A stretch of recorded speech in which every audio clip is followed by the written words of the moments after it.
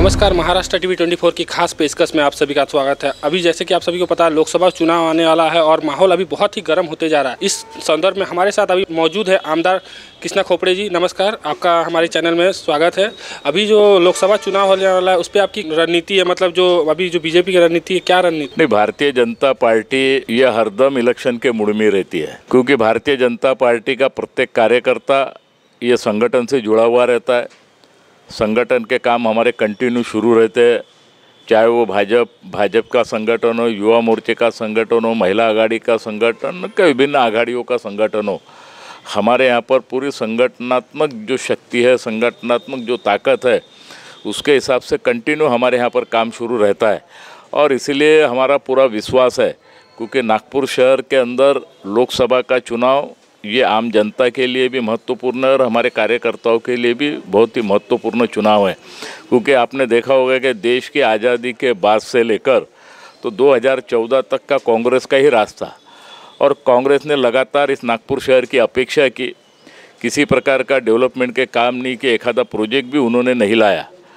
और जब से हमारी सरकार केंद्र में सरकार आने के बाद 2014 में और नितिन जी गडकरी हमारे नेता केंद्र में मंत्री बने और महाराष्ट्र के मुख्यमंत्री के रूप में देवेंद्र जी मुख्यमंत्री बनने के बाद इस नागपुर शहर का पूरा चित्र विकास के माध्यम से बदलने का काम, नागपुर शहर में इतने बड़े पैमाने पर प्रोजेक्ट लाने का काम कभी भविष्य में भी अपन ने सोचा नहीं था कि मेट्रो इतनी जल्दी आएंगी, मेट्रो इतने जल्दी दौड़ेगी। और ये सभी डेवलपमेंट के काम लोगों के आंखों के सामने हैं। और कांग्रेस का रिकॉर्ड और भारतीय जनता पार्टी का रिकॉर्ड देखोगे तो आपको ज़मीन आसमान का फ़र्क इसमें दिखेगा। और इसीलिए हमारे पूर्व नागपुर में भी हमारा संगठनात्मक जो ढांचा है, संगठनात्मक जो काम है, और पूर्व नागपुर में 2014 का इलेक्शन लो, 2019 का इलेक्शन लो, कि अभी 2024 का अभी शुरू हुआ इलेक्शन लो, हमारे पूर्व नागपुर के सभी कार्यकर्ताओं ने मिलकर गडकरी साहब को बड़े पैमाने पर मतदान देने का काम पूर्व नागपुर की जनता ने किया है। और ये हम 2014 और 2019 का पूरा हम रिकॉर्ड ब्रेक करके फिर से नागपुर शहर में पूर्व नागपुर नंबर 1 मतदान के रूप में कैसा रहेगा, मतदान का आंकड़ा पूर्व नागपुर में सबसे ज़्यादा कैसा रहेगा, इसी के लिए हम सब कार्यकर्ता प्रयास कर रहे हैं। नागपुर शहर से तो भरपूर लीड गडकरी साहब को मिलेंगी, हमारा विजय निश्चित पक्का है। क्योंकि हम विजय की इसलिए बात कर रहे हैं क्योंकि हमारे यहाँ जनता को जो साहब ने बोला था, जो शब्द गडकरी साहब ने दिया था, उन सभी कामों के ऊपर हम लोग खरे उतरे, हमारा नेतृत्व खरा उतरा है। और इसीलिए पूर्व नागपुर की जनता फिर से गडकरी साहब को सारे रिकॉर्ड ब्रेक करके ज़्यादा से ज़्यादा लीड देने का काम हमारे पूर्व नागपुर से होगा। जैसे कि जब बीजेपी की पहली सूची जो प्रकाशित की गई थी उसमें गडकरी जी का नाम नहीं आया था, तो बहुत लोगों ने बहुत अलग अलग प्रकार की टिप्पणी की थी और बहुत लोगों ने यह सोचा था कि शायद इस बार गडकरी जी को टिकट ना भी मिले। बहुत लोगों ने टिप्पणी की थी और यहाँ तक कि उद्धव ठाकरे जी ने बोला था आप हमारे पार्टी में शामिल हो जाओ। तो उस पर आपकी क्या राय है? नहीं, उद्धव ठाकरे की तो टोटली दुकानदारी बंद हो गई। उनकी पार्टी उनसे संभलना नहीं हो रहा है। रोज़ एक ना एक उनकी दुकानदारी धीरे धीरे खाली होते जा रही है।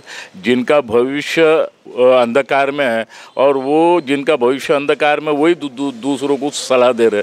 भारतीय जनता पार्टी सक्षम है, भारतीय जनता पार्टी का नेतृत्व सक्षम है और हमारे नेता नितिन जी गडकरी सक्षम है।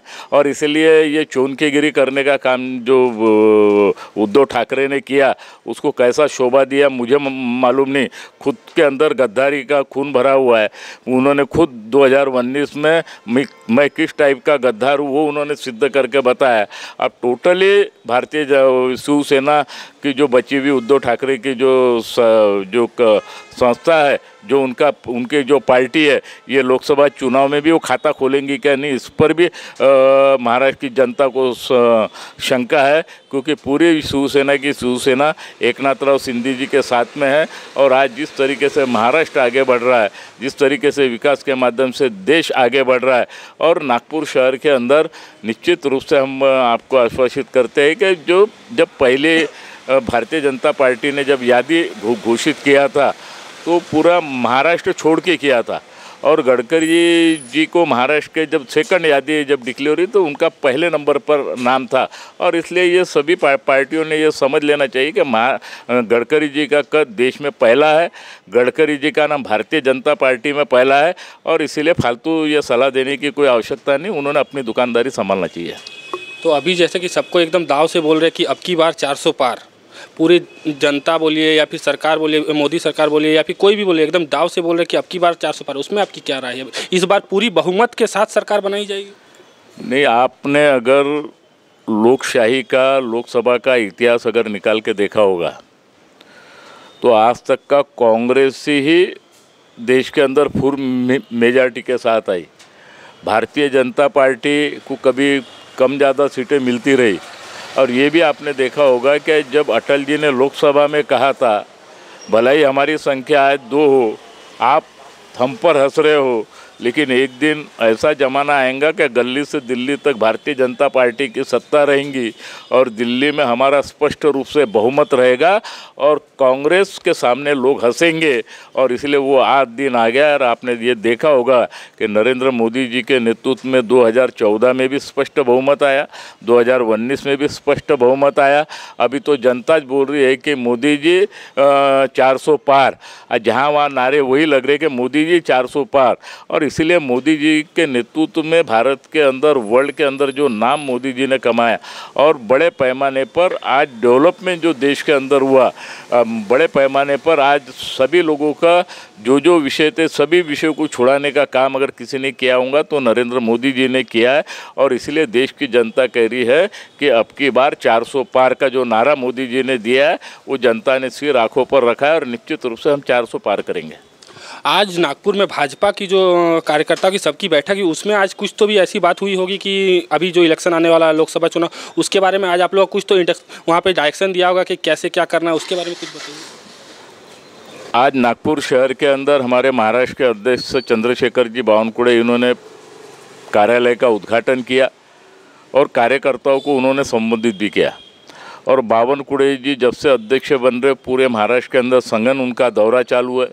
उन्होंने टोटल घोषित किया हुआ है कि लोकसभा ये 45 के पार और विधानसभा ये 200 के पार, इस टाइप का उन्होंने जो घोषणा किया है। और संगठन वो दौरे करके महाराष्ट्र के अंदर और भाजपा शक्तिशाली कैसी बने और ताकतवर कैसी बने। और इसीलिए उन्होंने आज कहा है कि आज के दिन, आज आचार संहिता का पहला दिन आज शुरुआत हो रहा है। आज इलेक्शन की तारीख आज पहले दिन से शुरुआत हो रही है। और जब तक नागपुर का मतदान कंप्लीट नहीं होता, जब तक जनता कमल के ऊपर बटन दबाकर मशीन में बंद नहीं करती, जब तक कोई भी कार्यकर्ता दूसरा कोई काम नहीं करेगा, वो संगठन का ही काम करेगा, जनता के बीच में जाएगा, जनता के बीच में जाकर जनता का स्वागत करेगा, जनता को अपने काम गिनाएगा। यही उन्होंने मंत्र आज दिया और यही हमारा मंत्र। हमारे नेता नितिन जी भी हमको यही कहते हैं कि जो अपन ने जनता को शब्द दिया वो पूरा करने का काम हमारा सामान्य कार्यकर्ता भी करता है, बड़ा नेता भी करता है और सभी लोग कार्यकर्ता करते हैं। और इसीलिए हमको पूरा आज संगठन के माध्यम से भी जो सूचना हमको दी है, हम उसका पालन करके सभी कार्यकर्ता काम पर लग रहे हैं।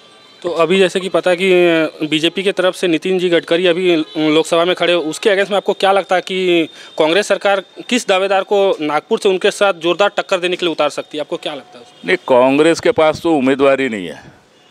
वो हरदम आयात करने का प्लानिंग करती है। पिछले समय भंडारे से उन्होंने आयात यहाँ पर किया था। अभी वो सपना देख रहे थे कि कहीं नितिन जी साइड ट्रैक हो जाए और फिर हम एक आधे को नागपुर में उतारे। उनकी जो सोच नीचे स्तर की रहती, उनको मालूम है कि अपन ने शहर को तो आज तक का कुछ दिया ही नहीं है, शहर का अपन ने डेवलपमेंट नहीं किया। इतने दिनों से अपन सत्ता में थे, अपन शहर को अंधकार में रखा है।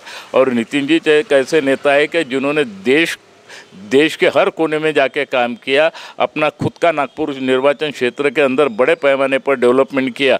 और उनके सामने ऐसा कोई उम्मीदवार आज के तारीख में नहीं है। हो सकता है वो कहीं से तो भी आयात करने का प्रयास करेंगी। हमारी तो अपेक्षा है कि जिन कांग्रेसी नेताओं ने इतने साल नागपुर में राज किया, जिन्होंने इतने 20-20, 25-25 साल आमदार रहे, खासदार रहे, मंत्री के रूप में उन्होंने काम किया, उनके नाम सामने नहीं आ रहे, वो घर में बैठे हुए हैं। मैं नाम लूँ तो सतीश चतुर्वेदी एक ऐसे है कि जो 25 साल आमदार थे, वो 10-12 साल मंत्री थे। नितिन राउत ये कंटिन्यू मंत्री रहे, आज 20-25 साल से वो भी आमदार थे। इन लोगों ने अगर नागपुर शहर के अंदर कुछ उनको लगता है कि अपन ने नागपुर शहर को कुछ दिया होगा, तो उन्होंने सामने आके चुनाव लड़ना चाहिए। वो कांग्रेस कमेटी के तो नाम तो अपन ऐसे देख रहे हैं, ऐसे नाम देख रहे हैं कि किसी को तो भी लड़ाना है, इसलिए किसी को तो भी वो बलि का बकरा बनाने का प्रयास करेंगे। लेकिन मुझे नहीं लगता कि कांग्रेस के पास अभी कोई उम्मीदवार है। वो फिर से विचार कर रहे हैं कि कैसे आयात करके यहाँ से लड़ा जाए करके। तो देखा आपने हमें किस तरह कृष्णा खोपड़े जी ने यह बताया कि अब की बार 400 पार तो एकदम डेफिनेटली ही होगी। और जो नागपुर में जो लोकसभा चुनाव में है वो नितिन जी गडकरी एकदम बहुत ही मतलब संख्या के साथ जीत के वह इस बार नागपुर में लोकसभा चुनाव में जीतेंगे। ऐसे अन्य खबरों के लिए देखते रहिए Maharashtra TV 24। Camera person Praveen Suryavanshi के साथ में अभिषेक दुबे, नागपुर।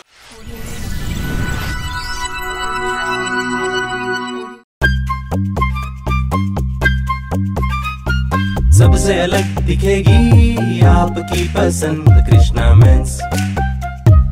इंडियन हो या इंडो वेस्टर्न स्टाइल में अलग Krishna men's. Coat suit, sherwani, Indo western, kurta pyjama and shirt pant की wide range. Krishna men's ethnic wear, Nanga Putla चौक, गांधी बाग, नागपुर।